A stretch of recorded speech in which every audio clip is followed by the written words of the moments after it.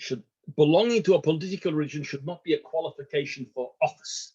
In other words, that's what the Americans wanted to do. They wanted to make sure, for example, that if you are a Presbyterian or a Methodist or a Catholic, that no longer becomes a condition to hold office. That's all.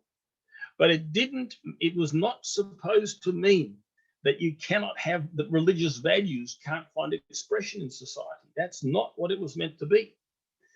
Now, so basically, religious values are as much entitled as any other values to find expression in politics. But unfortunately, in the West, we find this so-called separation of religion and state as an excuse for driving out religious values altogether. And that was not the original intention or meaning of this constitutional provision.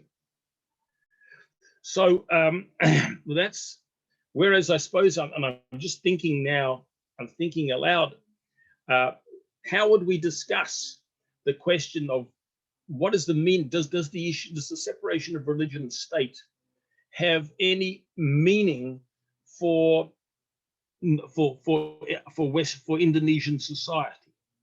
Does it have any value? Is there a point to it? What is its significance in terms of the Noahide laws?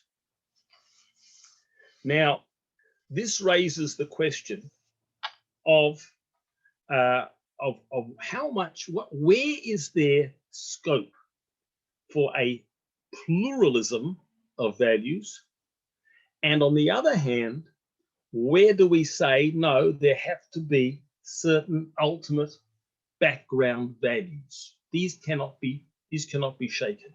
How pluralistic can a society be from the standpoint of the Noahide laws? Wait, so, Rabi. Yeah. I need to explain. I need to Okay, translate first. Yeah, please do. Yeah. Ya, jadi Bapak Ibu Saudara sekalian, sebelum masuk kepada sesi pertanyaan atau tanya dan jawab, tadi ya Bapak Ibu Saudara sekalian tolong siapkan sesi pertanyaannya. Nah, Rabi juga mau membawa kita kepada kepada kenyataan ataupun fakta yang berlaku di dalam sekeliling kita, dalam konteks negara kita. Nah, Rabi minggu lalu kan berkata bahwa sebetulnya pemisahan antara state, antara pemerintah dengan agama itu tidak terjadi di Indonesia. Artinya ya memang tidak separah di negara-negara barat seperti di Amerika, di Australia ataupun di manapun negara-negara yang menganut paham barat seperti itu ya. Nah, di mana mereka benar-benar itu memisahkan, sementara di Indonesia itu tidak. Di Indonesia kan bahkan agama itu atau religion itu menjadi sesuatu yang boleh dikatakan penting dan bahkan agak-agak kebablasan kalau saya bilang gitu kan ya, ada unsur-unsur tertentu yang bablas memang. Nah, Rabi mengatakan kalau di barat itu benar-benar bahkan sampai ada pemisahan, kayak misalkan contohnya tidak boleh lagi ada doa di kongres gitu-gituan kan. Lalu mulai pelajaran ataupun pemahaman tentang agama, tentang seperti itu disingkirkan dari sekolah-sekolah negeri, tidak boleh diajarkan lagi segala macam seperti itu. Nah, sebetulnya itu sudah terlalu jauh dan dan sudah sangat tidak sesuai dengan konteks Noahide gitu menurut Rabi kita ya. Nah, sekarang kita akan meninjau sebetulnya seberapa plural dan masyarakat seperti apa, kondisi negara seperti apa yang memang artinya ini masih sesuai dengan 7 hukum Nuh. Nah, karena Rabi percaya dan kita semua juga sudah belajar kan bahwa sebetulnya tidak ada paksaan dan tidak ada istilahnya dalam konteks 7 hukum Nuh itu semua orang tidak diminta untuk menjadi seragam 100%, enggak kan.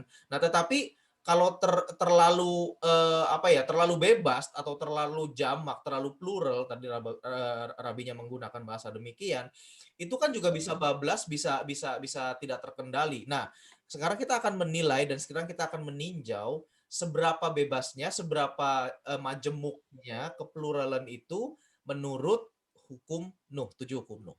Over to you, Rabi. Thank you. Okay, so This is a very difficult topic for me because I'm realizing I'm discussing the opposite society. You see, our society, the Western society, has taken the view that there are private areas, which are the areas of belief and sexual morality, and that there are public areas, such as matter of civil law, relationships of law and order, and so on and so forth. And there has been a tendency to say that the state cannot legislate on matters of private matters. In other words, it should not have a viewpoint on religion, personal morality, and so forth. Now, in reality, this is wrong, because the fact is that when the state permits all sorts of sexual moralities, it in fact is legitimating them. The state has to make a statement, in law has to make a statement, both about those things which occur in the private realm and in the public realm. In other words, what is private? Private is the matter of morality. Private is the matter of belief, for example, and the education in religious belief. And public are those things, the Noahide laws, which relate, for example, to not to steal, not to kill, and to have systems of justice. So, in many ways, we have the strange situation that those societies which look more authoritarian in some ways are doing a better job in preserving personal morality. I mean, it's not always. I mean, you have authoritarian societies which are atheistic, like in fact in China, for example. But if you look at Russia, if you look at Indonesia, if you look at a number of societies which do not seem to have the same degree of freedom as the West, these societies are still more successfully upholding areas of personal morality. They are better at educating in belief, or giving children the opportunity to learn about God, and so on and so forth. So therefore, in a way, this is a superiority, in fact, which some of the non-Western societies have over the Western societies. So we cannot say that, on the one hand, that this Western teaching of separation of religion and state is an absolute principle from the standpoint of the Noahide laws. To the contrary, we cannot. You may argue that, okay, an individual religion should not dominate. Maybe that is a point. But the general idea, the idea of general spiritual values, that is important. That must form the background. So if we take this actually to the Indonesian situation, as I understand it, I'm not an expert. It is a good thing. It is a good thing that Indonesian society does uphold traditional sexual morality. It is a good thing that children are given an education in belief in God. That is a good thing. However, the question arises, however, whether within that, whether there would need to, whether it should not be such a rigid and particular teaching as we find there. In other words, there you see that the idea of religion and state might have a hold, in the sense that we want to say that within the framework of monotheism, we don't have to allow one state, one religion, such as Islam, to dominate everything. In other words, what is needed is the concept of a variety of monotheistic standpoints, so long as they keep within the framework of the Noahide laws. So that an example of this is actually, we find it even in America. in America is actually it's probably changed now to a degree, but it has been a very religious society. Americans, they are ordinary Americans. A lot of them are believers. We don't see it now in the ruling party, but they had a concept of what they called the American civic religion, and that was the idea of a neutral monotheism. So maybe this is a lesson. This is something which we can. I know, Leo. We had a particular discussion on a particular matter, as you require. Here, maybe this is where the idea of the separation of religion and state is relevant to Indonesia. In other words, nobody is saying that overall religious values are important, but it may be that it's not appropriate that one species of monotheism or one species of belief alone should control the society as a whole. Yeah. And this then is this is a very important general idea in Noahide belief, namely that that there is the Noahide laws are a general framework. Within that framework, you can have different kinds of societies. You could even have the Noahide laws do not say, for example, that the only acceptable economic system is capitalism. It could be that one could have even a certain forms of socialist teaching, or you could have in other words, there are a variety of economic arrangements which are permissible so long as they fit with the Noahide laws. There are a number of political systems which can fit with the Noahide laws. So this is, and similarly, look at King David. He was a king. There's monarchy. There's monarchy, there's democracy, there's socialism. So the main thing is not the system, but whether the system is consistent with the Noahide laws. Whether a system works in consistency with the Noahide laws. So what I'm saying here is that when we speak about the idea of religion and state, what we're really talking about here is the idea that is not to remove religion from politics, but to ask what degree of flexibility and plurality can you have in a way which is consistent with overall monotheistic values. And put this way, this is also a relevant discussion for Indonesia. I'm sorry, I've gone all over the place, Leo, but I hope that you can take a few points from what I've said. Sure. Yes, Rabbi. I'm taking some notes, so I'll translate it now. So I got your point. Good. Oke, jadi tadi Rabi kan mengajarkan bahwa kalau di Barat itu kan di budaya Barat itu kan pemisahannya sangat ekstrim gitu ya, ekstrim yang satunya lagi. Jadi benar-benar kalau private area itu tidak boleh dikutak-atik. Nah, sebetulnya di sini Rabi juga menjelaskan memang secara kehidupan dan itu memang tetap harus dihormati oleh siapapun. Ada yang namanya private area, ada yang namanya area pribadi, privasi pribadi, dan ada yang namanya area publik atau area umum. Nah, contoh daripada area pribadi, area privasi pribadi itu contohnya adalah belief ataupun kepercayaan. Ya, kita tahu bahwa setiap orang ya tidak dipaksa untuk menjadi mempercayai sesuatu doktrin, mempercayai satu agama seperti itu kan, kepercayaan tertentu. Silahkan saja, itu private area, betul. Dan yang kedua itu juga adalah sexual morality.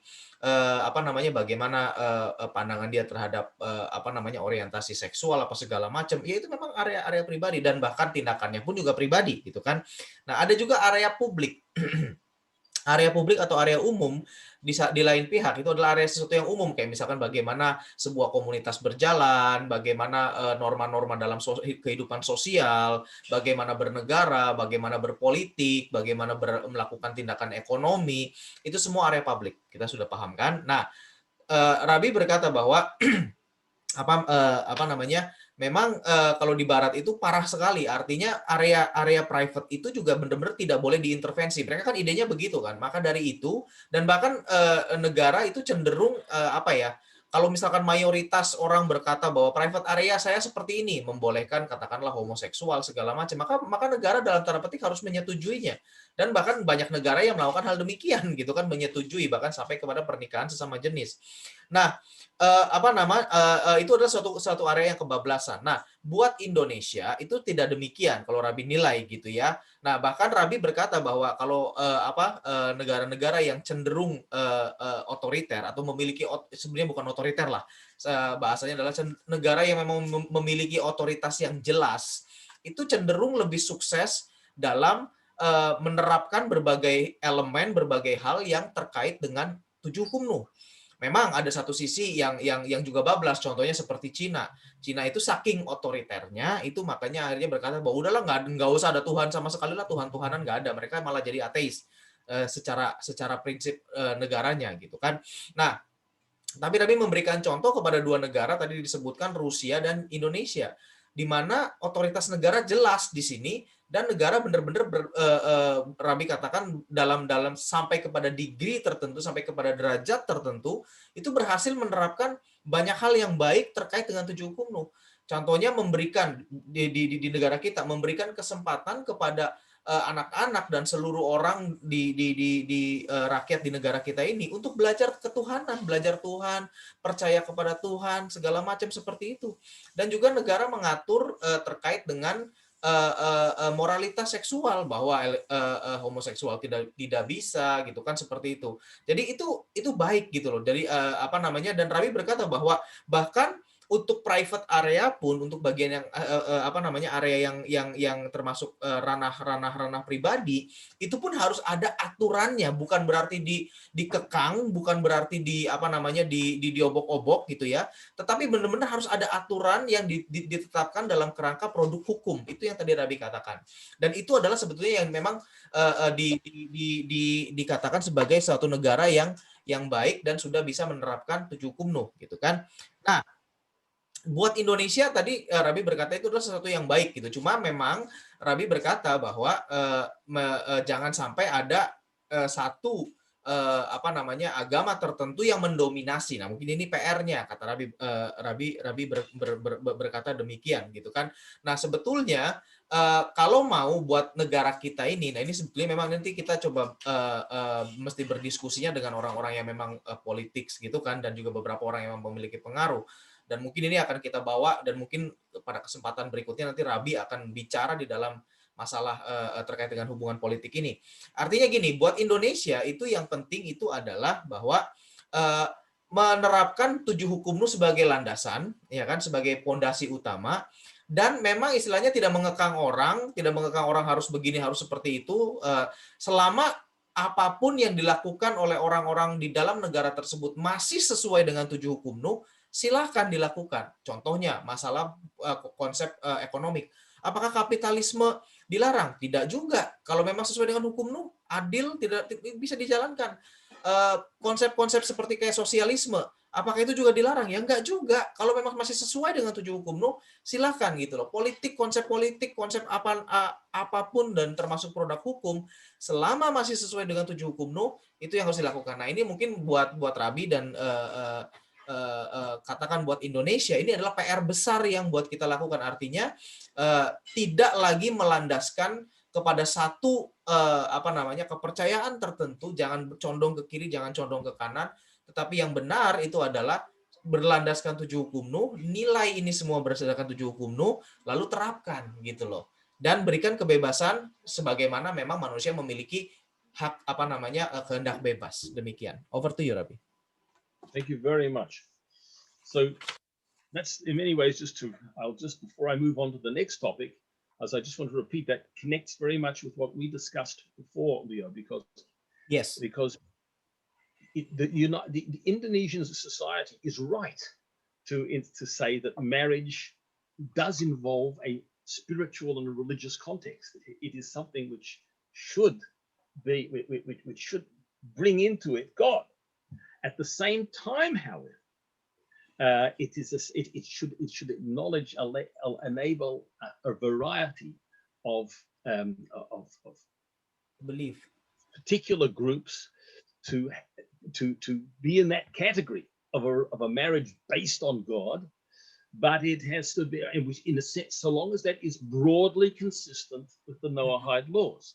And it's very possible that a number of different faiths will actually fit that bill, will be consistent like that. Anyway, I'll move on from that because it's important that ties back, and that might be the best way actually to address this problem in Indonesia of Noahide marriage, to say we are believers in God and we agree that marriage has to be sanctified, but we would like a greater pluralism, a greater variety of expressions of that belief in God.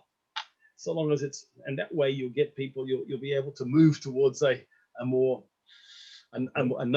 to include Noahide marriage within that as well. That's just a suggestion. All right.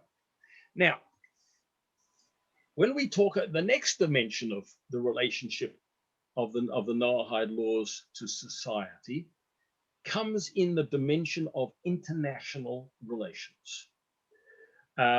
We have just said that the state must not enact laws which are contrary to the Noahide laws.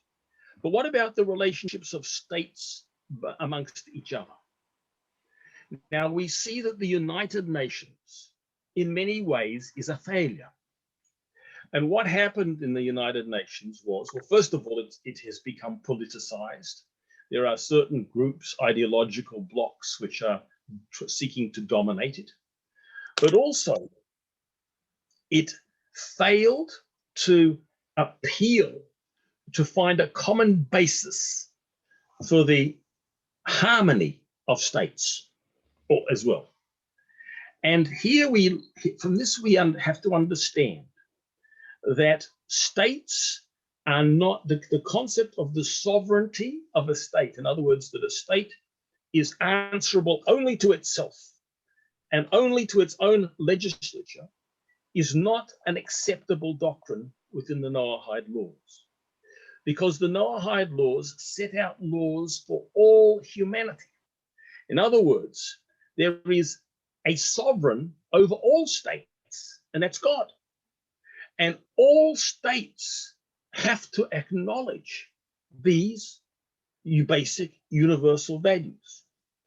And the Noahide laws actually apply very much to the relationships between states. For example, there is the Noahide law which prohibits killing.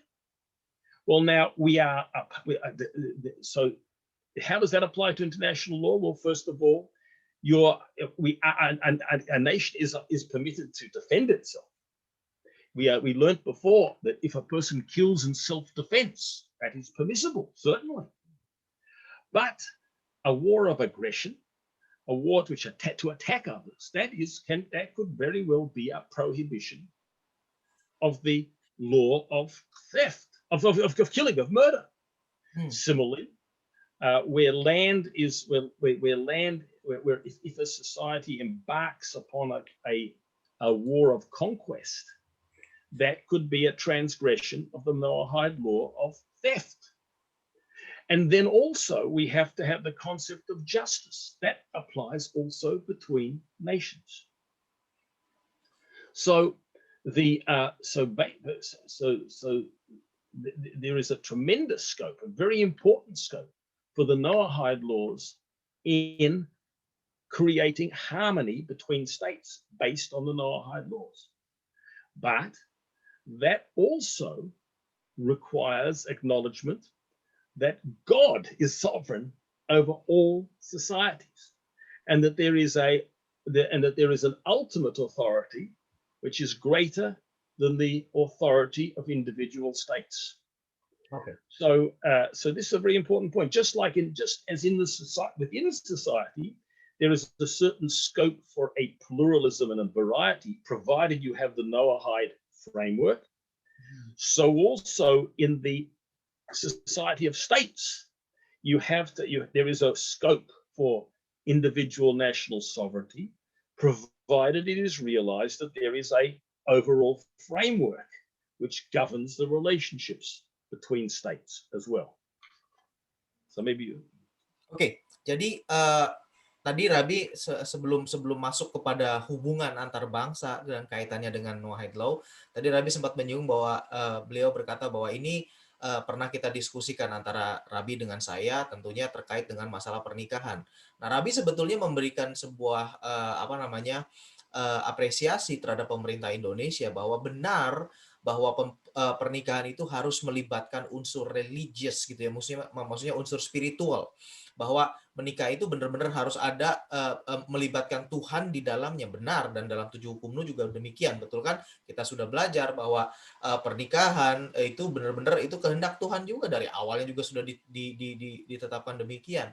Nah, hanya saja apa namanya mungkin yang perlu diperbaiki dari sistem pemerintahan di sini adalah tidak eksklusif hanya atau tidak membuat sesuatu yang hanya berlaku kepada beberapa tertentu saja ya. Mungkin karena yang minoritas itu kecil sehingga boleh dikatakan dalam tanda petik akhirnya dalam tanda petik seperti dikucilkan gitu, bukan dikucilkan juga sih, tapi akhirnya sistem yang dibentuk itu justru menjadi penghalang buat beberapa apa namanya unsur atau elemen bangsa ini yang memang merupakan minoritas gitu kan, contohnya kayak seperti kita sendiri dan beberapa aliran kepercayaan yang lain juga nggak bisa karena yaitu tadi karena tidak bisa mengadministrasikan diri. Nah, jadi Rabi berkata mungkin kita bisa melakukan pendekatan kepada orang-orang siapapun yang memiliki otoritas tentunya dan berkata bahwa kita ini juga percaya kepada Tuhan dan kita sangat-sangat setuju bahwa pernikahan itu harus melibatkan Tuhan dan harus ada Tuhan di dalamnya. Nah, itu yang perlu kita tekankan sehingga ayo apa namanya pemerintah sehingga apa namanya bisa kebijakannya itu bisa mengayomi semua orang yang memang percaya kepada Tuhan gitu kan tanpa perlu membatasi bahwa hanya kepercayaan kepada Tuhan dengan jenis jenis 6 ini saja gitu terkait dengan kepercayaan yang ada di negara kita gitu kan, itu tadi isinya. Jadi yaitu PR besar buat kita, buat saya, buat pengurus SKM, Benenoa Indonesia dan kita semua untuk bisa coba ayo kita cuman apa namanya ya jangan sampai kita lelah untuk apa namanya untuk maju seperti itu ya. Nah, terkait dengan hubungan antar bangsa, interstate relation, sebetulnya Rabi membahas di sini bahwa ada satu lembaga yang namanya yang niatnya sudah baik tetapi sebetulnya gagal, yaitu adalah PBB, United Nation gitu kan. Nah, PBB ini gagal dalam hal karena sebetulnya di situ juga terlibat intrik politik segala macam, bukannya menjadi netral, bukannya mengayomi semua bangsa, tetapi malah dipakai menjadi alat oleh bangsa-bangsa tertentu untuk memasukkan agenda politiknya gitu kan, itu yang terjadi gitu kan, sehingga apa namanya benar-benar PBB ini nggak efektif lah gitu loh. Nah, dan kegagalan yang kedua itu adalah kegagalan untuk menemukan apa namanya kesamaan platform, kesamaan dasar, common basis gitu loh seperti itu. Nah, di sini Radin menjelaskan bahwa dalam hubungan antar bangsa pun 7 hukum 2 itu sangat-sangat relevan dan bahkan itu akan sangat memberi dasar yang baik sekali, yaitu adalah bahwa memang setiap negara memiliki kewenangan sendiri, setiap negara memiliki otoritasnya sendiri betul, tetapi jangan lupa bahwa di atas semua negara itu masih ada Tuhan. Dan tidak ada satu negara pun yang bisa berkata aku lebih baik, lebih hebat daripada negara yang lain. Seperti itu gitu loh. Ya, dan itu bisa diatur dan sebenarnya hukum internasional, hubungan antar negara itu bisa didasarkan kepada 7 hukum Nu. Contohnya hukum larangan untuk membunuh. Maka deklarasi perang atau menyerang orang tertentu, menyerang negara tertentu, alasannya apapun, itu tidak boleh dilakukan karena itu bisa membunuh orang lain yang tidak bersalah gitu kan. Itu satu. Terus yang kedua, hukum terkait dengan pencurian. Menyerang bangsa lain untuk mencaplok wilayahnya itu adalah masuk ke dalam hukum apa namanya kategori pencurian gitu kan, secara tidak sah tentunya seperti ini kan. Nah, dari situ kita bisa paham sebetulnya 7 hukum ini juga kalau diterapkan secara universal itu bisa berlaku dan saya yakin bisa membawa kepada dunia yang lebih baik dan lebih damai seperti itu. Over to you, Rabi. Thank you very much. Just to wrap up this little section on the idea of international relations. So what is very important is what is it that gives coherence to a political group? Well, we see that within an individual society, people feel that we are all in Indonesia, we are all Indonesians. We have a certain common culture. Or in Australia, we are all Australians. We have a certain common culture. And that is something which enables us to feel some solidarity with one another. Unfortunately, there are now such fundamental divides in Western society. And in a way, it's good that there's a divide, because it's coming to basic issues of fundamental morality.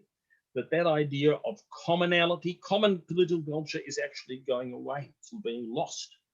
You see, it's being lost in America. And that's not necessarily a bad thing, because this issue has to be resolved, what's right and what's wrong. But one of the most important things for peace, for a harmonious society, is that people share a common culture, common background values.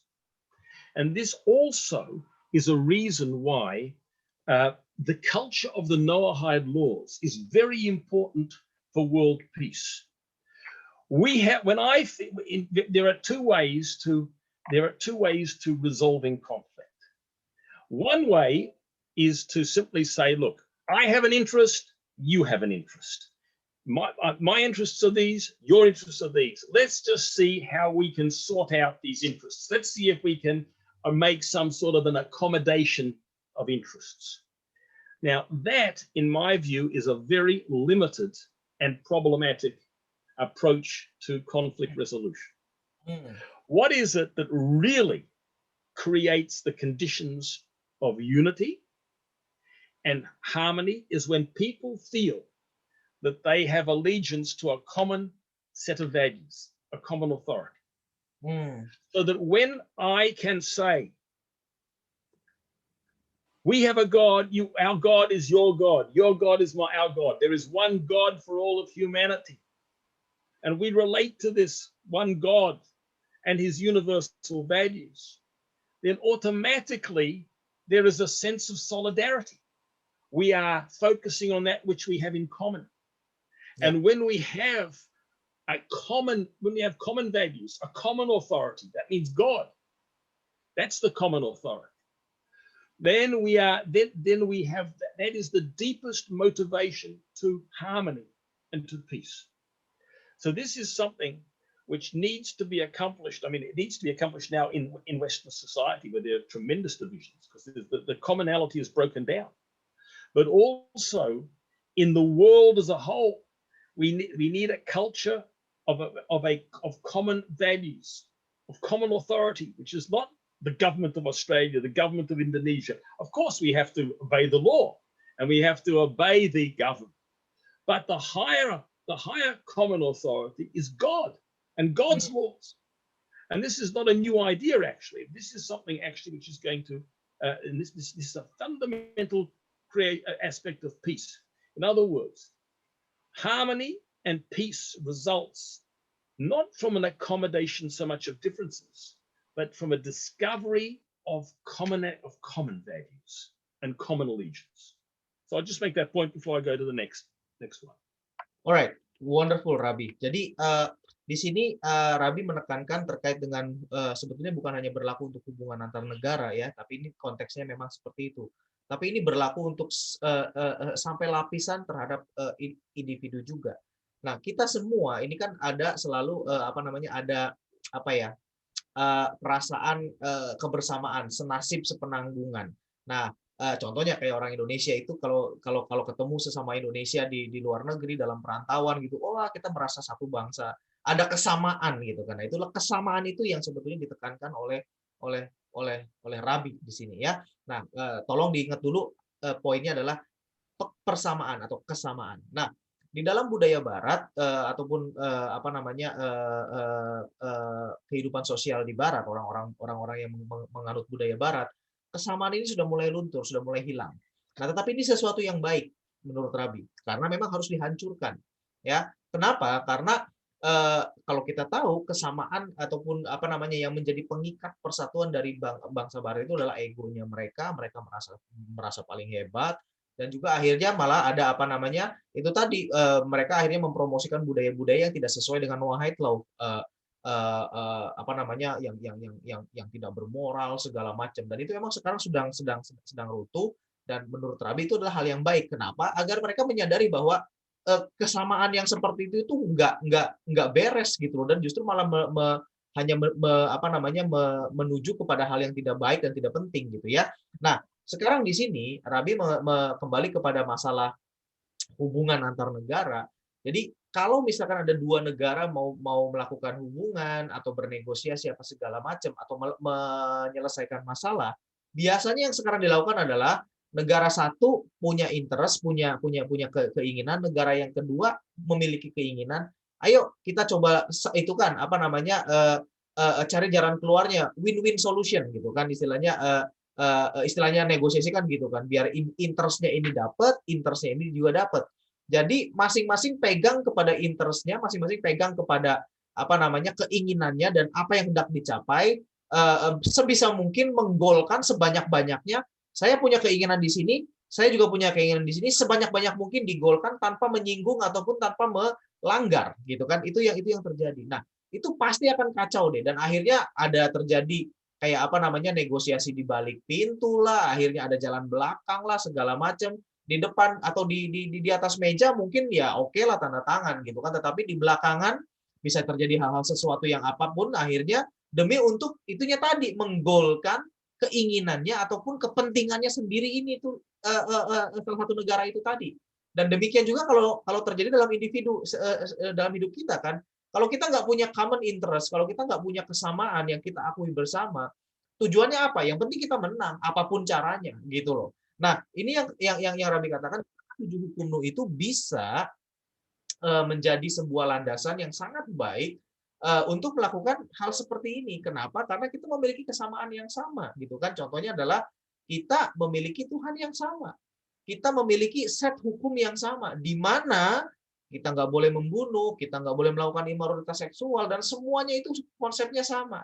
Nah, berdasarkan kesamaan itulah, mari kita pecahkan masalah. Nah, seperti itu Bapak Ibu Saudara sekalian ya. Jadi kalau kita lihat juga di PBB, makanya Rabi berkata bahwa PBB itu apa namanya menjadi sebuah kegagalan.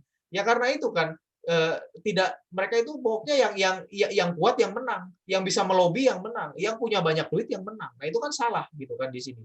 Karena kita sebetulnya harus menempatkan semua itu sama, dan kalau ada apa namanya dasar ataupun landasan yang sama, maka semua permasalahan itu bisa dikembalikan, dirujuk balik kepada dasar yang sama itu. Oh, kalau keinginan saya begini, ini tidak sesuai nih dengan yang ini, maka ya nyadar sendiri, oh ya udah deh, oh ya, karena itu tidak sesuai, nilainya sama dengan saya gitu kan, ya udah kita seperti itu. Tapi kalau enggak kan enggak dong, saya maunya begini. Jadi masing-masing kuat-kuatan, ngotot-ngototan, yang kuat yang menang, dan itu yang tidak boleh terjadi seharusnya. Over to you, Rabi. Thank you very much. Now, there's one final topic which I'd like to discuss here, and I hope I'll be brief because I want to leave time for some questions. Sure. And that is the land of Israel. Now, we've seen historically, particularly in the last 70 years and more, how much world conflict has been around the state of Israel, the land of Israel. Here, it is there are 2 points I want to make here. One is that the land of Israel is actually unique, because whilst we find that the different countries of the world have come about through displacing other populations, people come, people go. I'm sure that before Australians came to Australia, there were other people. Before Americans came to America, there were other people. England, France, Germany, every single country has come in and moved out other people. Nations have moved are all over borders. But the land of Israel is unique because this was a land which was actually promised by God to the Jewish people, and it is a holy land. And there is an intrinsic relationship between the Jewish people and the land of Israel, which is different from all other countries. The land itself is different. And this is why the Jewish people have to maintain sovereignty within the land of Israel. This is because this has to do with it being a source of Torah, a source of holiness, and a source of instruction, so to speak, for the world. And the Noahide laws too. This is Ki Mitzion Teitze Torah. From Zion comes forth Torah to the whole world. So this is something which has to retain its integrity as a Jewish land. However, it's very important that people should know that the Torah says that any other people who are not Jewish may live in the land of Israel and may enjoy its full protection and full welfare. But there is one condition only, that they must keep the Noahide laws. And this is where we have the expression, the biblical expression of a ger toshav, that whilst Israel is a Jewish land, any person of any other nationality may dwell within it and get all of the assistance and all of the benefit and all of the help of any other Israeli gets. But it must be on basis of the fulfillment of the Noahide laws and the recognition of the sovereignty of the Jewish people within it. In other words, Israel cannot become a non-Jewish state. It cannot become it. It is intrinsically Jewish. But anybody can live there, provided they will keep the Noahide laws also. Not kill, not steal, obey justice, and the other laws, recognize God, and so on and so on. So that's a very important point. And I'm afraid to say that in many cases, some of those nations which have been most opposed to Israel, most hostile, have been countries which themselves are not very good at keeping the Noahide laws, whether it's in the West or elsewhere, whether it's in killing, and stealing, or immorality, and so on and so forth. But that's a separate subject. But Israel has a very central role in the world, and its sanctity has to be preserved. But anyone can live there so long as they will keep the Noahide laws with it and acknowledge that Jewish sovereignty. That's just the last point that I want to make. There's a lot more to say about it, but it's a special case in international relations. Oke. Poin terakhir yang Rabi mau katakan sebelum kita masuk kepada sesi pertanyaan itu adalah terkait dengan negara Israel. Nah, negara Israel itu memang unik ya. Jadi kalau kita lihat negara-negara lain, tanah ataupun negara lain itu ya, sebetulnya ya terjadi perpindahan penduduk, kayak misalkan contohnya di Amerika. Di Amerika itu sebelum ada orang-orang Amerika yang sekarang yang kita kenal, orang-orang bule yang di sana, sebelumnya sudah ada penduduk yang di sana. Lalu ada orang suku bangsa baru masuk, lalu yang lama tersingkir segala macam. Demikian juga dengan di Indonesia, kan sama aja gitu kan. Dulunya ada orang-orang tertentu, lalu ada arus imigrasi masuk ke sini dengan alasan berbagai hal. Demikian juga dengan yang di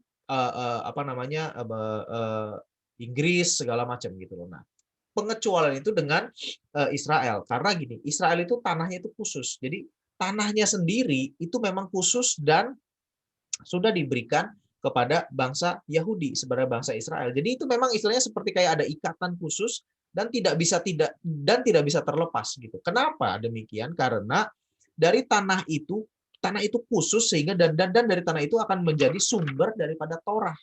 Nah, sumber daripada instruksi dan sumber daripada pengajaran. Nah, maka dari itu yang harus tinggal di tanah itu adalah orang yang memang juga atau bangsa yang memiliki mandat tersebut gitu loh. Sehingga memang maka dari itu Israel itu nggak bisa buat bangsa lain, nggak akan pernah bisa aja gitu seperti itu ya.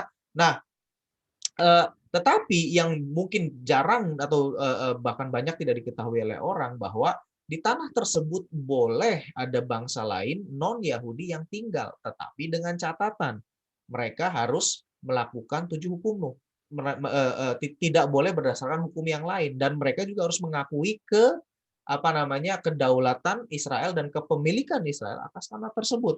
Nah, maka dari itu di dalam kitab suci, kitab suci itu ada dikenal dengan istilah ger toshav gitu loh, atau orang asing yang tinggal bersama. Itu maksudnya. Sehingga kalau kita ingin melihat oposisi Israel, ya akan seperti itu gitu, bahwa memang itu milik orang Yahudi, tidak bisa tidak, Orang Yahudi harus tinggal di sana karena itu adalah dari situ akan muncul sumber pengajaran, dari situ akan muncul Torah karena itu memang sudah ditetapkan demikian. Oke, ini adalah bagian terakhir dari Shiur kita bersama dengan Rabbi Cowen. Shall we open for the question and answer, Rabbi? Yes, please. Okay, there's one question from the chat room from Yerik. He said that Rabbi just now talk about capitalism and socialism. Okay. So what's the question? Hold on. Sorry. I'll speak in bahasa. Jadi Pak Yerik ini sepertinya tidak ada hubungan antara kapitalisme dengan sosialisme dengan pertanyaan yang akan ditanyakan. Oke. So the question is really what would be your suggestion on the economic side? This one is about the economic side for the particular person who maybe the parnasa who was impacted with the COVID-19, because the COVID-19 is a economic downturns kind of thing, something like that, Rabbi. A lot of business closed, salary being cut, income either cut or even become zero. So what is your suggestion and on what to do and how to deal with this situation? Well, the answer to that is, I don't think that there is one solution only. I know that, for example, in Australia, they handled it very well. But I could imagine that many societies handled it very well. Now, here, this is a general question, which we have to understand the relationship between particular economic systems and the Noahide laws. The Noahide laws do not prescribe, as I said, do not prescribe one economic system. They do not prescribe any one political system, and they don't require cultures to be the same. The only thing which is required is that they should be that the system, whether it's economic or political, should not violate the Noahide laws. It shouldn't contradict the Noahide laws. So I cannot answer your question. I don't think the Noahide laws does have an answer in sense of one answer only. There might be certain societies which would deal with it on a more voluntary basis, other societies which would deal with it on a more authoritarian basis. We have to see across the world, look at those societies which were successful. And you might find that there's actually a variety of solutions. But the general point is, and this actually is something which we've been discussing before throughout today's class, that there is a plurality of approaches, a plurality of possible approaches. The only thing that is required is that they do not violate the Noahide laws, that we're not doing anything. For example, if it involved, I'm trying to think how there shouldn't be, for example, a suspension of justice. There should not be a. I'm just trying to think what else could be involved over here. You have to, for example, that's one thing that I can think of. A society will not be allowed necessarily to behave in an arbitrary way. It'd have to act in a way which is consistent with basic justice. So that's just an example. As I say, so my main point is on this question, on any economic question, there is no one solution prescribed by the Noahide laws. It just must be one which is not violating Noahide laws. How about your suggestion to the individual, Rabbi, who impacted? Like, for example, there's one person whose parnasa is impacted because of this pandemic. What this person should do, if you can give the example. Well, there is one thing which certainly comes out in the Noahide laws. And that is that societies are obligated to practice some kind of charity. In other words, there has to be a welfare, that society has to move in to help people who have been affected. That, even though the law of charity, it's, in other words, to see to the welfare of others. This is something actually which was done very well in Australia, that the government poured in a huge amount of money to support individuals and businesses during this time. That is important. And if the state doesn't do it, then communities should do it amongst each other, even on a voluntary basis. Yeah, that is something. In other words, here is a classic instance where there must be mutual assistance. If the government does not assist people, then communities have to devise their own forms of mutual assistance and care for those who have been put in trouble. That's one, I can say. Oke, jadi jawaban dari untuk pertanyaan dari Pak Yerik itu yang pertama adalah yang jelas kalau secara negara itu atau secara negara terkait dengan sistem ekonomi terkait dengan COVID-19 ini yang jelas Noahide itu tidak meresepkan salah satu jenis ekonomi tertentu yang memang cocok gitu. Enggak, silakan aja selama apapun yang cocok gitu kan.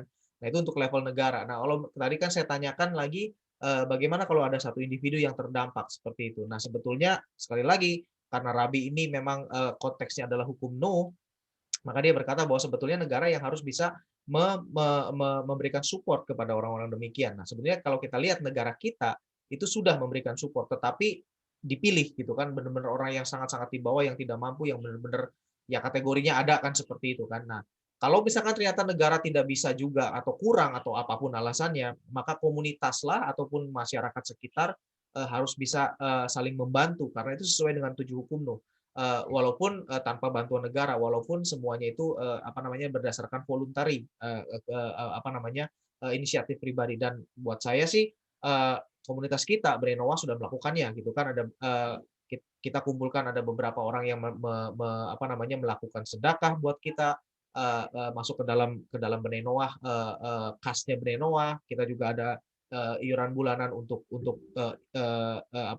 melaksanakan online session ini, dan yang masuk itu kita berikan juga, kita support juga kepada buat rekan-rekan yang memang terdampak gitu loh. Jadi kita sudah lakukan, dan kalau memang ya tentunya dengan keterbatasan kita ya. Jadi kalau boleh dikatakan komunitas kita ini sudah sesuai dengan apa yang tadi Rabi katakan.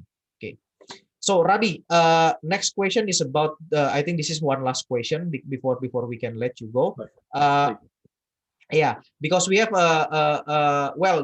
like what you said, Indonesia has been very good in terms of giving a freedom of religion, but maybe the one thing that need to be improved is not to let one majority of religion to overpower or to control over there, right? So we have a lot of religion here. We have Christianity, we have even Hinduism, we have Buddhism over here. And then the question is, whenever there is a gathering together across religion, and maybe we can say it interfaith discussion or interfaith gathering, what should we do as a Noahide if we in that gathering, in that occasion, whenever, because in that gathering, basically there will be a prayer from each of the